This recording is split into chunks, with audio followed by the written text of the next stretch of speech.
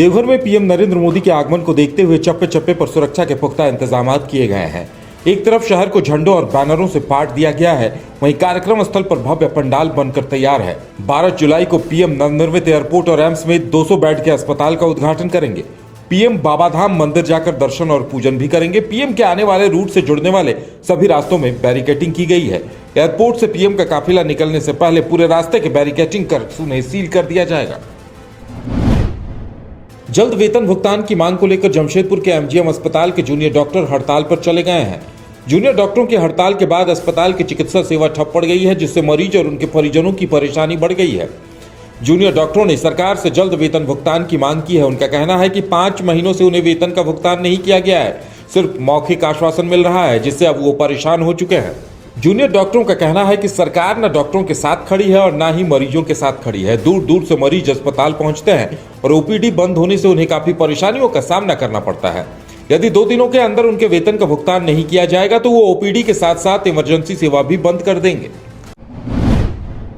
बोकारो के सेक्टर 2 में दूसरे दिन भी पेयजल आपूर्ति शुरू नहीं हो पाई। मेन पाइपलाइन 2 दिनों से क्षतिग्रस्त है।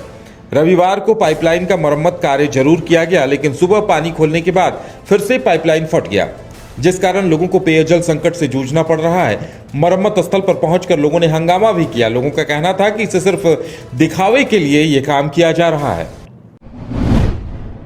झारखंड में हाल के दिनों में सामाजिक सौहार्द बिगाड़ने के लिए असामाजिक तत्वों की साजिश को देखते हुए सिमडेगा में शांतिपूर्ण विधि व्यवस्था बनाए रखने के मद्देनजर पुलिस ने कवायद तेज कर दी है।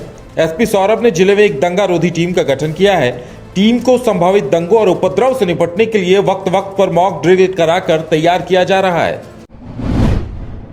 बारिश नहीं होने से गोड्डा के किसान परेशान है। कमजोर मानसून की वजह से बारिश नहीं हो रही है। खेतों में नमी की कमी होने से धान के बिचड़े सूखने लगे हैं। हालांकि किसान मोटर पंपों के जरिए बिचड़ों को बचाने में जुटे हैं, लेकिन कड़ी धूप की वजह से पटवन करने के बावजूद फसलों को भारी नुकसान हो रहा है। क्षेत्र में बड़ी संख्या ऐसे किसानों की है जिनके पास सिंचाई की सुविधा नहीं है और उनके लिए कृषि कार्य पूरी तरह से बारिश पर निर्भर है। जमशेदपुर जिला मुख्यालय के सामने fair price shop dealers association के बैनर तले 1 दिवसीय धरना दिया गया। इनकी तरफ से राज्य सरकार पर मनमानी का आरोप भी लगाया गया। इन्होंने आरोप लगाया कि दुकानदारों को राज्य भर में वक्त पर राशन उपलब्ध नहीं कराया जा रहा। वहीं कई जगहों पर पोस्ट मशीन खराब पड़े हैं, जिससे समस्या और बढ़ गई है, लेकिन सरकार इसका पूरा दोष दुकानदारों के मत्थे मढ़ रही है, जिस कारण दुकानदारों ने अब आंदोलन का रास्ता अपनाया है। सिमडेगा में भी नगर परिषद के सामने fair price shop dealers association ने 1 दिवसीय धरना प्रदर्शन किया।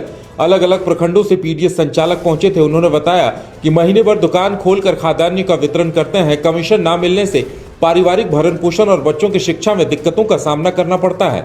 ऐसे में कमीशन वृद्धि के अलावा निश्चित मासिक आय, खाद्य तेल और दाल की आपूर्ति, एलपीजी गैस समेत अन्य वस्तुओं की जन वितरण दुकान के माध्यम से दिलाने की सुनिश्चित व्यवस्था की जाए। सिमडेगा में सदर अस्पताल परिसर में विश्व जनसंख्या दिवस के मौके पर परिवार स्वास्थ्य मेला 2022 का आयोजन किया गया।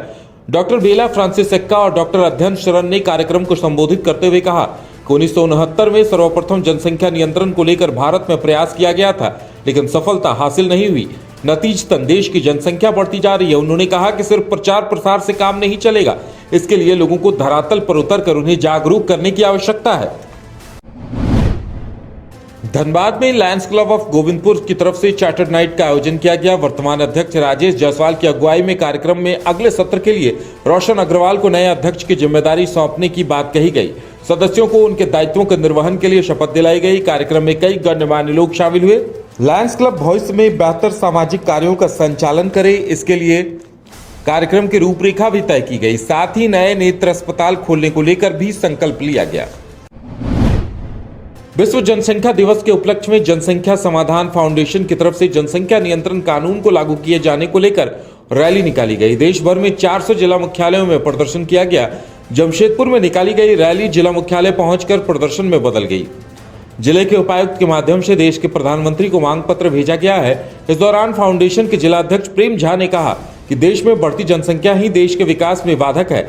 इस कारण देश में जनसंख्या नियंत्रण कानून जल्द से जल्द लागू होना चाहिए, ताकि भारत देश का पूर्ण विकास संभव हो सके।